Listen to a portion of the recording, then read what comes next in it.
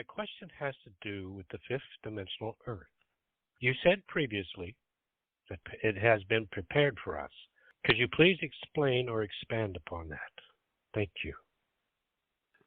Think about someone having a baby on the Earth, and they know that the baby is going to be born, say, in June, and there is a preparation, there's the buying of clothes, and there is the setting up of a special crib and other types of baby furniture.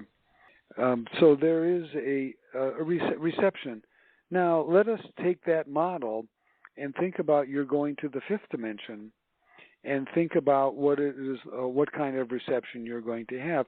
You have guides and teachers, and these guides and teachers are will be helping you and will be set up to help receive you. Now, it's not going to be like you're going to be a baby where you're going to be need all this care, but that you are going to enter the fifth dimension in your, I will say, adult format or adult form, but you will need assistance. You will need there is debriefing, for example. It is a very popular term in modern psychology. You will have many questions about why certain things happened in your life. You'll have many questions about whether you did the best thing. You have many questions about whether you were, shall we say, worthy enough to go to the higher realms. There will be a variety of needs that you have, and you will need to be oriented to what it is like on the fifth dimension. When I talk about preparation, then I'm saying that the guides and teachers, your particular guides and teachers, and there are many, are set up to provide and help prepare for your arrival. And there are other aspects in terms of what you would call a material setting, such as what type of a home or what type of a garden you will be in. But these things are being established and prepared for your reception. But the most important thing is how you're going to be debriefed and the explanations that they're going to offer you regarding orientation and what it is like. Because this is a shock. It is a shock to be on the earth, and it is a shock to leave the earth, just like it's a shock to be born here. And of course, when you are born, maybe you don't remember, or you have certainly, most people don't remember the trauma of being born, but you will have a greater awareness of the transition to the other realms upon your departure. Thank you, Juliano. The next question is from Julian. Dear Juliano, I understand that none of the material world will accompany us in the ascension, that it stays behind. What about plants and animals? When we ascend, will the fifth dimensional world have different plants and animals in it? Will they be able to come with us from the third dimension? I envision a world with nothing man-made, yet everything natural, which includes the lakes, rivers, streams, mountains, deserts, rocks, and even Earth herself, is preserved and even enhanced. Is this an accurate hope and expectation? I think that you're on the right path in your visualizations. Remember that the plants and animals also can be multidimensional.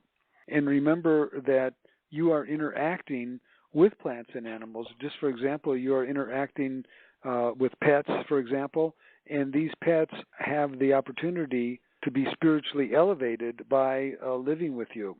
And they, their spirit bodies can become multidimensional and can in many ways accompany you or be able to visit you on the higher realms. I want to also explain that this is the same for plants. So it is possible that you can bring the multidimensional plants that or animals that you are working to elevate. Basically, the animal world and the plant world are in soul groups, just like the humans are in soul groups. The plants and animals, and especially the pets that you are very connected with, go back to their soul groups. However, they have achieved a spiritual elevation in being with you and can accompany you in some way on the higher realms. The other point I wanted to make that I think will be helpful is that the fifth dimension is more interactive than you are used to on the third dimension. What I mean is that on the fifth dimension, what you think happens, and who you want to be with is there, as long as they also want to be with you. That means that you bring to the fifth dimension certain desires and certain images, such as plants and animals, such as mountains, such as rivers. Yes, those things are there. You want to have interaction with the planet itself, and it is much more clear and more obvious on the fifth dimension that your thought patterns and how you, shall we say, want to co-create a reality, all of this is possible.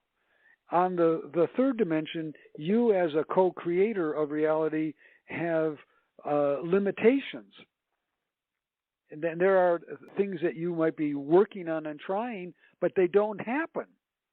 But on the fifth dimension, you are much more active and much more successful in being a co-creator of the fifth dimensional reality. And your desire to be a co-creator on a fifth dimensional reality would be in alignment with the fifth dimension, because you are wanting beautiful rivers, you are wanting clarity, you want a spiritual environment. These are all in alignment. So it's not only what is there, but it's also how you co-create and can co-create a fifth dimensional reality. And part of that co-creation of the fifth dimensional reality is based on some of your third dimensional experiences. This means that there is great benefit in being on the third dimension, because you are, shall we say, weeding out or narrowing what it is that is the best part of this third dimensional experience. The next question, Juliano, is from Bob. My question relates to the ascension of the PCOL and their energy field, and it is in 3 parts. The first part, will anybody be on the fifth dimensional Earth to receive the energy fields, perhaps the ascended masters? The answer is yes, there will be higher beings. They will not necessarily be, quote, ascended masters. Remember, the ascended masters are in part defined as these are people who have agreed at their fifth dimensional ascension to come back and provide teachings and work and interactions with the third dimension. And that's why they're called masters, and that's why you're aware of them. So for example, Katumi or St. Francis of Assisi, he made a commitment to be an ascended master.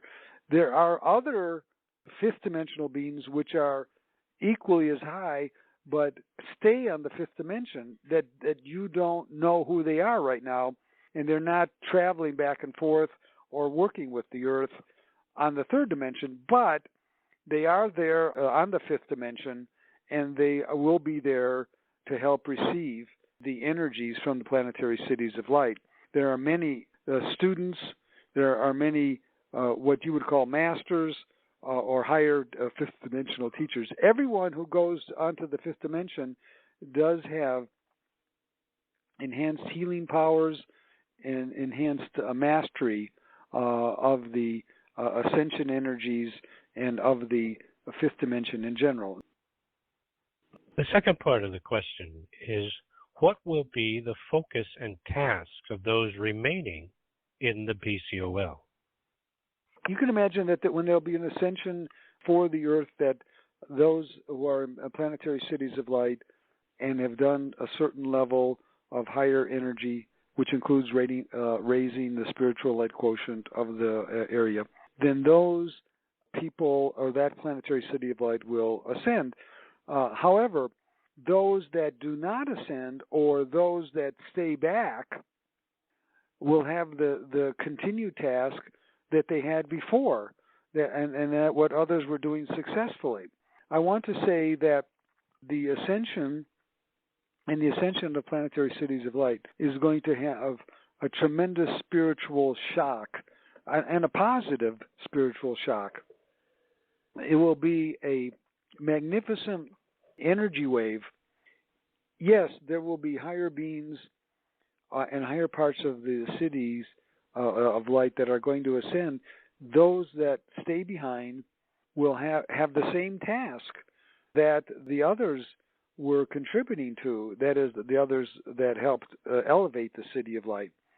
The work will be the same, but now there will even be a higher motivation because the people will see firsthand what happens when a planetary city of light ascends, and they will want to be participants in that. Next part, please. The final part is, what role and influence may those who ascend in the first wave have on their fourth dimensional PCOL? I believe he means third dimensional PCOL. Right. Well, as I said, the ascension is like a spiritual shock wave in a positive way. And maybe shock is not the best word, but it will be like a tremendous opening. And with that opening, then there will be more receptivity to the planetary cities of light. I know now that there is a lot of resistance to the planetary cities of light. I know now that people are very excited in the beginning, but then they lose their interest, and sometimes the planetary cities of light fall away and don't continue. And there are many problems. There is resistance. And one of the themes from this lecture today is that there is lots of resistance. And the problem is that you, as starseeds, don't always immediately see the results of your intense spiritual work. And if you do see the results, then there certainly would be higher motivation. Now, what I'm saying then is that after the ascension, it's going to become more clear to those cities of light that are remaining that their work and the meditations and the planetary city of light work does influence and does have a positive effect, and therefore there will be a greater receptivity to the planetary city of light work.